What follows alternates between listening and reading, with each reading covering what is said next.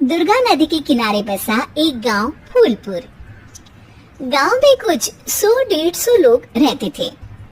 अंजलि, जो कि पास ही के जिले में रहती थी और 12वीं पास कर चुकी थी, उसके पिताजी ने बेटी को जल्दी विदा करने के लिए उसकी शादी फूलपुर गांव के मुकेश से करवा दी थी।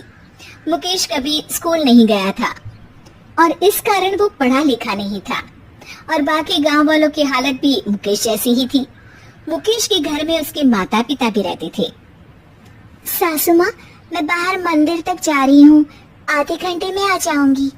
अरे अभी कहीं जाने की जरूरत नहीं है, चुपचाप जाके रसोई में रात के खाने की तैयारी करो। और ये घूंघट क्यों हटा लिया है तुमने? क्या पता नहीं कि इस गांव में औरतें बिना घूंघट के नहीं रहती? रात में अंजलि छत पर जाकर अपनी मम्मी से बात कर रही होती है। तभी गांव की 3-4 औरतें उसे देख लेती है और दरवाजे पर आकर उसकी सास से शिकायत करने लगती है। और क्या हुआ? अरे छत पे तो देखो, आपकी बहू मटक मटक के किसी से फोन पर बात कर रही है। दिन भर फोन पे लगी रहती है। अरे कल तो मंदिर के पास वो क्या कहते हैं, सेल ला रही थी। शहर की बहू रखना अच्छा शान की बात है, पर देखना इसके लक्षण से ये तो तुम्हारे परिवार को बदनाम ना कर दे। ये पहली बार नहीं था जब सास से गांव के लोगों ने अंजलि की बुराई या शिकायत नहीं की हो। अब तो ये रोज की बात थी। अंजलि ये सब सुन लेती है। जब वो नीचे जाती है तो मुकेश भी वहां आ जाता है। सास कहती है, बेटा, लोग घर आकर शिकायत करने लगे हैं बहू के कामों की। देख लो, पति हो, संयम से रखो इसे। माँ जी, मैं तो अपनी माँ से बात कर रही थी क्योंकि यहाँ कोई बात करने लायक ही नहीं है और अब मैं माँ के पास ही रहूंगी। वहाँ क्या रहना, वहाँ बाहर के लोग तो ठीक है पर घर के लोग भी इज्जत ना दे सके। अरे नहीं नहीं अंजलि, ऐसा नहीं है, धीरे धीरे सब ठीक हो जाएगा, तुम फिक्र ना करो। अरे बस कुछ बोलना ही नहीं है, सर पे चढ़ा रखा है बहू को। सास मुकेश की नरम बात सुन के वहाँ से मुंह चढ़ाकर चली जाती है। मैं तो कहती हूँ हम दोनों शहर चले जाते हैं। मैं पढ़ी लिखी हूँ, मुझे वहाँ नौकरी भी मिल जाएगी और थोड़े दिनों में आप भी वहाँ कुछ काम ढूंढ लेना। अरे नहीं नहीं अंजलि, हम यहाँ ना गांव का खेत, माँ पिताजी को छोड़कर शहर नहीं जा सकते। माँ पिताजी को कैसा लगेगा और गांव वाले क्या सोचेंगे? ये कहकर मुकेश सोने चला जाता है और अंजलि की गांव वालों द्वारा बुराई का सिलसिला बहुत दिनों तक चलता ही रहता है। लेकिन अंजलि गुस्सा ना दिखाते हुए समझदारी से काम लेती है। बारिश का मौसम चालू हो जाता है। जोरदार बारिश से पूरे गांव में हाहाकार मच जाता है। दुर्गा नदी में बाढ़ आ जाती है और बाढ़ का पानी पूरे गांव की फसल तबाह कर देता है। फसल की ये हालत देखकर गांव वाले निराश हो जाते हैं और बात तो यहाँ तक पहुँच जाती है कि कुछ लोग तो अंजलि को इस सब का दोषी ठहरा देते हैं। अरे पूरी फसल तबाह हो गई, पता नहीं किसकी नजर लग गई है।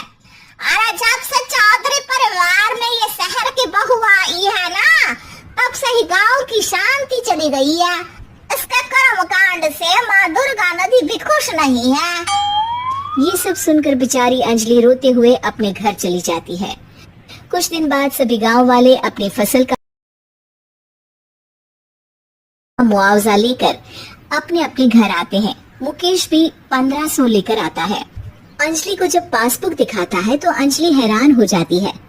अरे ये पासबुक में तो उन्होंने 4000 की एंट्री करी है और आपको सिर्फ 1500 दिए। सच में? अरे वो सरकारी अफसर आपको बेवकूफ बना रहे हैं। सरकार की तरफ से हमें 4000 मिले हैं लेकिन बाकी का सारा पैसा खुद ही खा रहे हैं।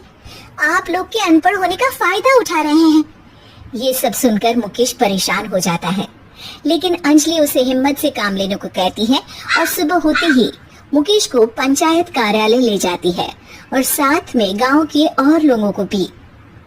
आप सरकारी बाबू क्या गांव के लोगों को बेवकूफ समझते हैं? आपको क्या लगता है ये पढ़े लिखे नहीं है तो आप कुछ भी मनमानी करेंगे?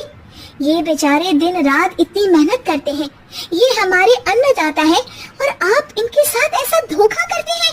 अरे क्या बके जा रही है ये लड़की, किस धोखे की बात कर रही है? अपने कांड करके नदी माँ को नाराज करके हमारा नुकसान करके इसे चैन नहीं मिला क्या? सरपंच जी, इन सरकारी बाबू ने मुझे बेवकूफ बनाया है और मेरे हिस्से के पैसे खुद चट कर गए। बस ये सुनते ही सरपंच वहाँ से दुम दबाकर भाग जाता है। पता चलता है कि जनपद अधिकारियों ने गांव के सरपंच के साथ मिलकर सबके साथ धोखा किया है।